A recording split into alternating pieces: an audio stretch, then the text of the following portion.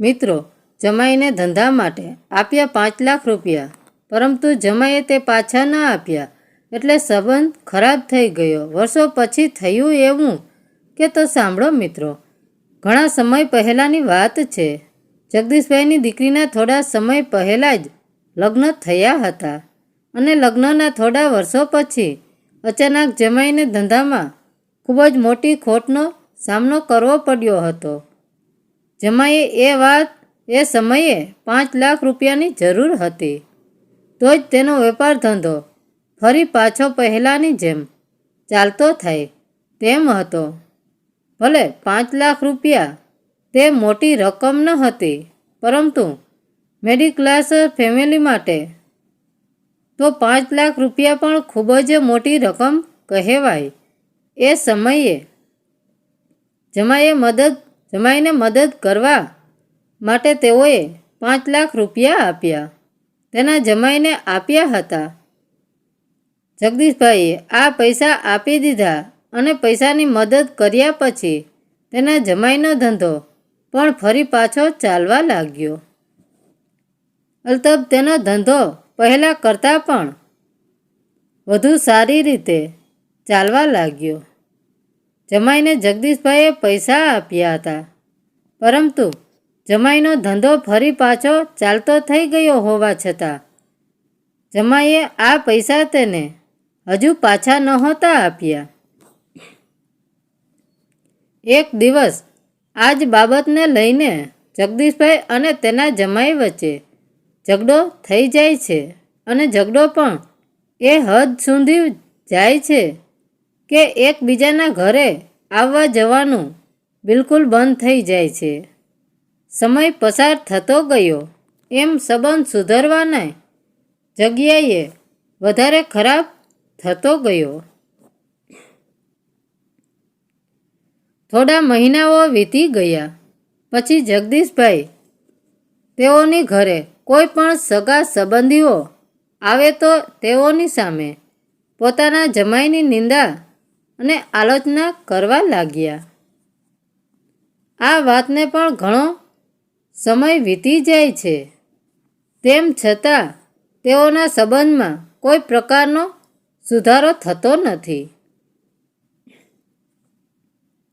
જગદીશભાઈનો નિત્યક્રમ હતો કે તેઓ દરરોજ સવારે તૈયાર થઈને ભગવાનની પૂજા અર્ચના કરતા, પરંતુ પાછલા થોડા સમયથી તેઓનું ધ્યાન પૂજા અર્ચના વખતે પણ ભગવાનમાં ન રહેતું. માનસિક વ્યથાનો પ્રભાવ માત્ર તેઓના મનમાં જ નહીં, પરંતુ તેઓના તનમાં પણ પડવા લાગ્યો. દિવસે ને દિવસે જગદીશભાઈની બેચેની વધતી જતી હતી. તેઓને કોઈ સમાધાન નહોતું મળી રહ્યું. આખરે તેઓ એક સંત પાસે જાય છે અને પોતાની વ્યથાને સંતને સંભળાવે છે. સંતે કહ્યું, તમે ચિંતા ન કરો, ભગવાનની કૃપાથી બધું પહેલાં જેવું બરાબર થઈ જશે.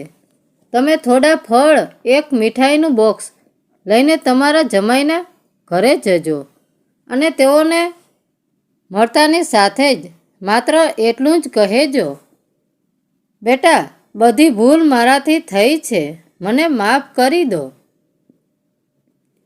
જગદીશભાઈ સંતને કહ્યું, પરંતુ મહારાજ, મેં તો એની મદદ કરી છે અને હવે માફી પણ હું જ માગું. સંતે જવાબ આપ્યો, કોઈ પણ પરિવારમાં એવો સંઘર્ષ શક્ય જ નથી જેમાં બંને પક્ષની ભૂલ ન હોય. એક પક્ષની ભૂલ ઓછી હોય તો બીજા પક્ષની વધારે હોય એવું બની શકે, પરંતુ ભૂલ હંમેશા બંને તરફથી હોય છે. જગદીશભાઈને સંતે કહ્યું. તે વાત ગળે ન ઉતરી એટલે પૂછ્યું, મહારાજ, આમાં મારી કઈ ભૂલ છે?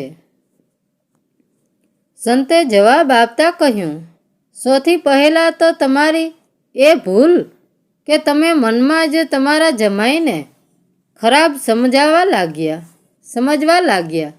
તમે તમારા જમાઈ નિંદા અને આલોચના કરી, તે તમારી બીજી ભૂલ. અને તમારા જમાઈના દોષને તમે ગુસ્સા ભરી નજરેથી જોયા, એ તમારી ત્રીજી ભૂલ. અને તમારા કાનથી તમે જે તમારા જમાઈની નિંદા સાંભળી, એ તમારી ચોથી ભૂલ. અને તમારી છેલ્લી ભૂલ કે તમે તમારા હૃદયમાં તમારા જમાઈ પ્રત્યે નફરત તેમજ ગુસ્સો રાખ્યો છે. આગળ વાંચો. તમારી આ બધી ભૂલને કારણે તમે તમારી જમાઈને દુઃખ આપ્યું છે અને તમારું આપેલું દુઃખ અનેક ગણું થઈને તમારી પાસે ફરી પાછું આવ્યું છે. એટલા માટે જાઓ, તમે તમારી ભૂલ માટે માફી માગો, નહીં તો તમે શાંતિથી જીવન પસાર નહીં કરી શકો. માફી માગવી એ ખૂબ જ મોટી સાધના છે અને તમે તો એક મોટા સાધક છો. સંતના મોઢેથી આ વાત સાંભળીને જગદીશભાઈને જાણે આંખો ખુલી ગઈ. તેઓ સંતને પ્રણામ કરીને તરત જ મીઠાઈ, ફળ વગેરે લઈને જમાઈને ઘરે જાય છે. જમવાનો સમય થઈ ચૂક્યો હોવાથી જમાઈના ઘરે બધા લોકો જમવા બેસવાની તૈયારી કરી રહ્યા હતા. એવામાં જગદીશભાઈએ ડોરબેલ વગાડી અને દરવાજો તેની દીકરીના દીકરાએ જ ખોલ્યો. દીકરીના દીકરાને પોતાના નજર સામે સમક્ષ જોઈને જગદીશભાઈ ખુશ થઈ ગયા અને છોકરો પણ ખુશ થઈ ગયો. તરત જ બોલ્યો, મમ્મી, પપ્પા, જુઓ કોણ આવ્યું છે. નાના આવ્યા છે. માતા પિતાએ દરવાજા તરફ જોયું. બધા લોકોને પહેલાં તો વિશ્વાસ જ ન થયો કે જગદીશભાઈ આવ્યા છે. જગદીશભાઈની દીકરી ખૂબ જ રાજી થઈ ગઈ અને તેના આંખમાંથી હરખના આંસુ વહેવા લાગ્યા. કારણ કે 10 વર્ષ પછી તેના પિતા તેઓની ઘરે આવ્યા હતા. જગદીશભાઈએ મીઠાઈના બોક્સને ટેબલ પર રાખીને બંને હાથ જોડીને જમાઈને કહ્યું, બેટા, બધી ભૂલ મારાથી થઈ છે, મને માફ કરી દો. માફ શબ્દ નીકળતા જ જગદીશભાઈના હૃદયનો પ્રેમ આંસુ બનીને વહેવા લાગ્યો. જમાઈ તરત જ જગદીશભાઈની નજીક આવીને જગદીશભાઈને ભેટી પડ્યો. જગદીશભાઈના આંસુ તેના જમાઈની પીઠ ઉપર પડવા લાગ્યા અને એ જ રીતે જમાઈના પસ્તાવાના અને પ્રેમના આંસુ જગદીશભાઈની પીઠ પર પડવા લાગ્યા. જગદીશભાઈ તેની દીકરીની અને તેની દીકરી જગદીશભાઈની માફી માગવા લાગી. માફી અને પ્રેમનો જાણે સાગર તૂટી પડ્યો. બધા લોકોની આંખોમાંથી અશ્રુધારા વહી રહી હતી. જમાઈ તરત જ વ્યવસ્થા થઈને સ્વસ્થ થઈને અંદર પોતાના રૂમમાં જઈને પૈસા લાવીને જગદીશભાઈની સામે રાખી દીધા. એ છે. જગદીશભાઈ કહેવા લાગ્યા, બેટા, આજે હું કશું લેવા નથી આવ્યો. હું તો માત્ર મારી ભૂલ સુધારવા અને મારી સાધના અને સજીવ બનાવવા અને મારા ભાણિયાઓ સાથે રમવા માટે આવ્યો છું. અને દરવાજો ખોલતાની સાથે જ ભાણિયાનો હસતો ચહેરો જોઈને મને અંદાજો આવી ગયો કે મારું આવવાનું સફળ થઈ ગયું. મારા બધા દુઃખ જતા રહ્યા અને હવે મને ખુશીનો અહેસાસ થઈ રહ્યો છે. જમાઈ અને તેને કહ્યું, તમે આ રૂપિયા અને જ્યાં સુધી નહીં લો ત્યાં સુધી મારા હૃદયમાં પણ વસવસો રહી જશે. એટલે મહેરબાની કરીને તમે આ રૂપિયા લઈ લો.